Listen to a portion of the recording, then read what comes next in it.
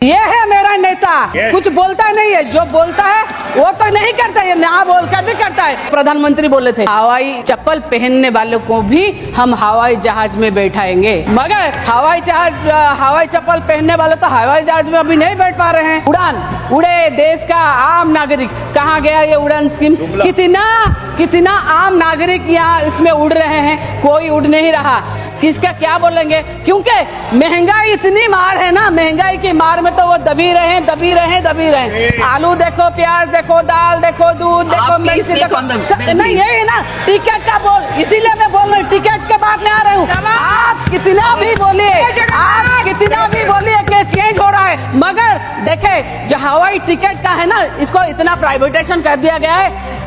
ये जो क्या बोलते हैं, मेक माई ट्रिप में अलग रेट, बाउनलरी में अलग रेट, काउंटर पे अलग रेट, और जो रेट है उसको कोई नहीं। मैं खुद बोल रही हूँ, मैं नॉर्मल में एक इकोनॉमी क्लास में मैं आती हूँ भुवनेश्वर से दिल्ली तक, एक में मैंने 19,000 समथिंग किराया दिया 22 तारीख को, और 16 तारीख को मैंने 16,000 समथिंग किराया दिया। ये है, इसमें कौन गरीब ट्रैवल कर सकता है? ऐसा नहीं हो सकता।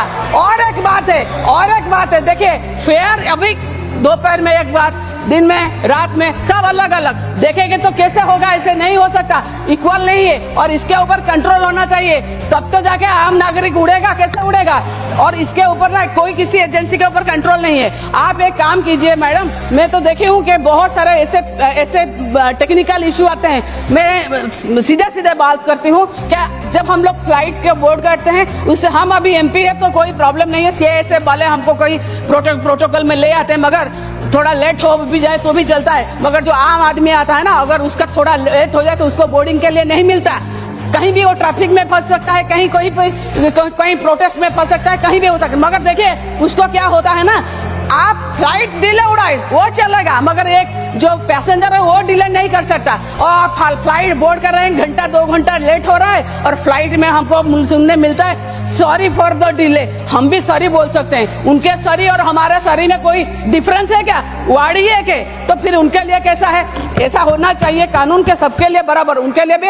जो फ्लाइट जल्दी नहीं उड़ाते उनके लिए क्या करना चाहिए? हमारे देश के प्रधानमंत्री ने एक शब्द बोला था, एक वर्ड बोला था कि हवाई चप्पल पहनने वालों को भी हम हवाई जहाज में बैठाएंगे, मगर हवाई जहाज, आप अभी क्या आंकड़ा है कितने हवाई चप्पल पहनने वाले हवाई जहाज में चढ़े?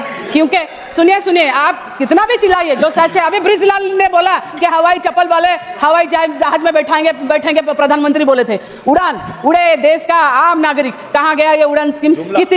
कितना आम नागरिक यहाँ इसमें उड़ रहे हैं, कोई उड़ नहीं रहा। क्योंकि देखिए, मैं जो क्षेत्र से उड़ीसा से आती हूँ, मैं आपको एक एग्जाम्पल दे जाऊँ जो ट्रू फैक्ट है। मैंने एक मीटिंग में जहाँ पर हजार महिला बैठे थे, मैंने एक बार उनको पूछा कि आप में से कौन है, हाथ उठाइए ऊपर, कौन कभी फ्लाइट में आप ट्रैवल किए? 2000 महिलाओं में से एक ही महिलाओं ने हाथ उठाया। मैंने बोला कि कहाँ गए थे? मैंने पूछा अच्छा आप कहाँ गए थे? तो उन्होंने क्या बोला, वो महिला ने, आप सुनिए, उन्होंने बोला हमको नवीन पटनायक जी ने SSG जो सेल्फ हेल्प ग्रुप होता है उनसे सिलेक्ट करके हमको दुबई भेजे थे। ये है मेरा नेता, जो कुछ बोलता नहीं है, जो बोलता है वो तो नहीं करता है, ना बोल कर भी करता है। इसको कहते हैं हवाई चप्पल पहनाने वाले महिला को हवाई जहाज में उड़ाना, इसे कहते हैं। मगर हवाई चप्पल पहनने वाले तो हवाई जहाज में अभी नहीं बैठ पा रहे हैं। किसका क्या बोलेंगे? क्योंकि महंगाई इतनी मार है ना, महंगाई की मार में तो वो दबी रहे। आलू देखो, प्याज देखो, दाल देखो, दूध देखो, मिर्ची देखो।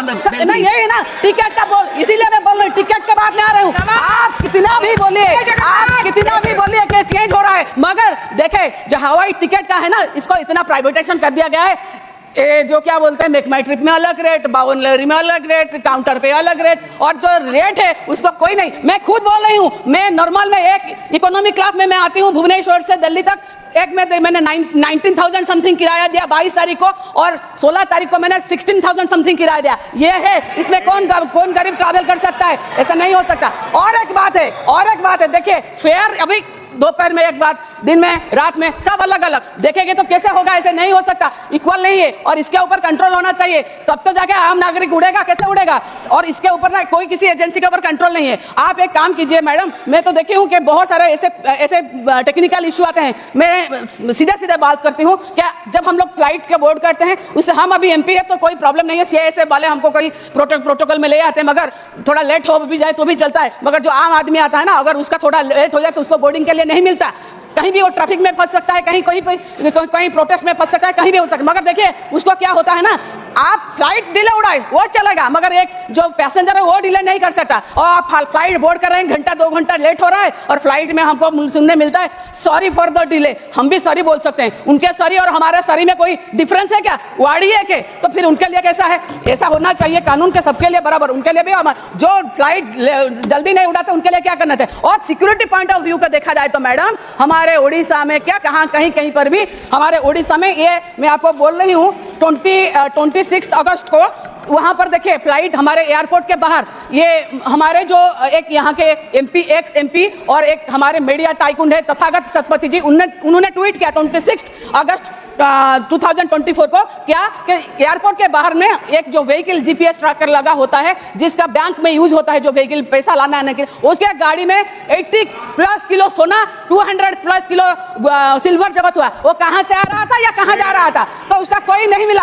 और देखे ना 80 किलो सोना ना, वो कम से घट के 35 हो गया। हम लोग वेट गेन करते हैं, इंसान और कम होता है, मगर सोने का वेट कैसे कम हो गया हम नहीं पता, मगर इसका कोई आज तक नहीं मिला। हो सकता है हम लोग, तो मैंने तो खुद बोला कि जगन्नाथ जी का रत्न भंडार खुला है और रत्न भंडार का गंदी भी नहीं हुआ। और अभी कंक्लूड करते हैं, और हमारे जो एयरपोर्ट है उसको आप प्राइवेटाइजेशन कर रहे हैं। क्यों है प्राइवेटाइजेशन हो रहा है मैडम? किसके लिए हो रहा है? बिजू पटनायक इंटरनेशनल एयरपोर्ट को भी देखिए। हम लोगों में एक बात है, गांव में जो संपत्ति होता है ना माँ बाप का, उसको अगर बेटे संभाल नहीं सकते तो उनको नालायक बोलते हैं। हम क्या देखें